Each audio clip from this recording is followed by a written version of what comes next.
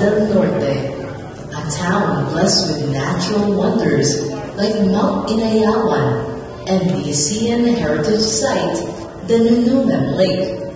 But before the time of our awardee, Nunuman has been deprived of development for the past 30 years.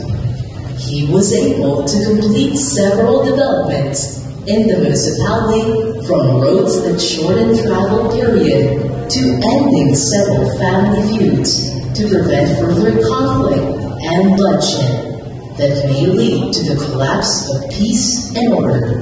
And for the first time, Phil stagers were able to stage its theatrical masterpiece, Hero Z, to the province of Lanao del Norte at the Mindanao Civic Center. A first in the province, the people of Lanao del Norte was able to see a world-renowned live musical through the kindness, relentlessness, and hard work of the dynamic mayor of Nunuman, Honorable Mayor Marcos Mamay.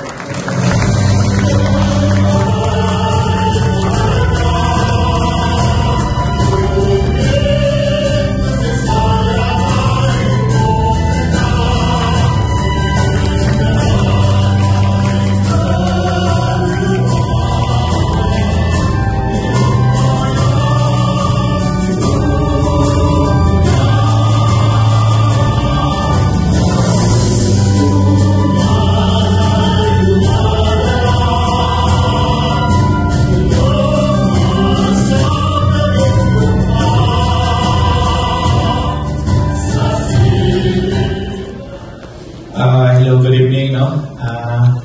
Sa lahat, although our Honorable Mayor of Quezon City is not around kasi nauna siya umuwi, so my respect to her, Honorable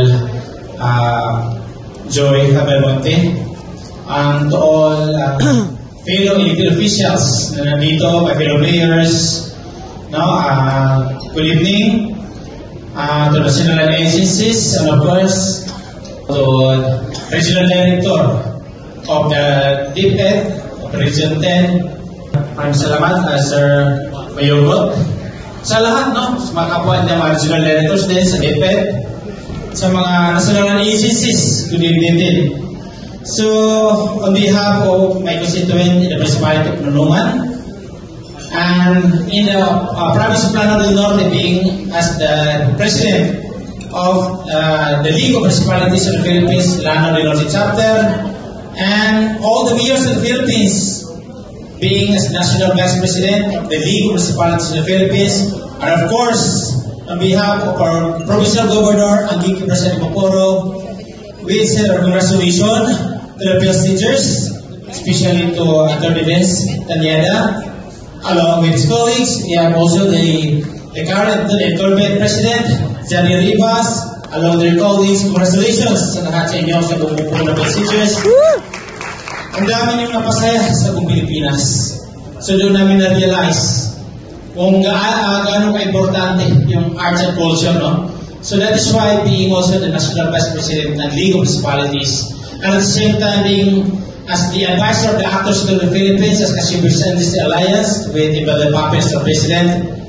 Then at the same time, you're slowly being a movie producer, you're practical like Attorney Vince. It is one of our advocacies who will be able to support the arts and culture, yung mga gumaganap, tulad ng field teachers, kasi yun ang kinakailangan yung like ko sinasabi. What's important is that the collaboration, because the local government unit, kinakailangan natin sumuporta sa iba't ibang sectors para so that we'll be able to showcase yung mga talents natin, Kasi ang daming mga talento natin na kailangan natin i-showcase. Kaya yung mga ibang sectors, hindi makatayo sa sarili pa nila. Kaya we, elected officials, kinakailangan namin supportahan yung lahat ng sectors. So yun ang pinaka-importante.